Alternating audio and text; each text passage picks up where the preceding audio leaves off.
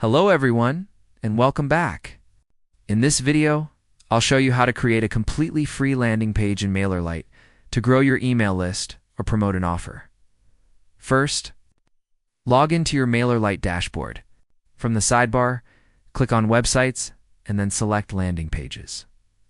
Now, click the Create Landing Page button. You can choose to start from a blank page or pick one of the free templates.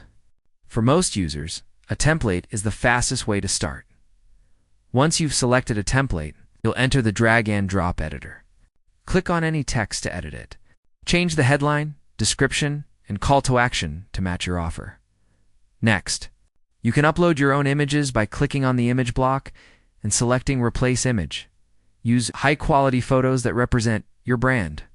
On the right side, you can customize the colors, fonts, and button style to make the page look exactly how you want. The most important part is the sign-up form. Click on the form block to edit the fields. Usually, just asking for an email is best for higher conversions. Make sure the form is connected to your correct subscriber list in the form settings.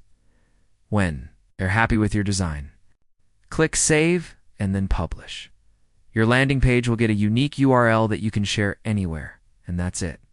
You now have a professional landing page ready to capture leads.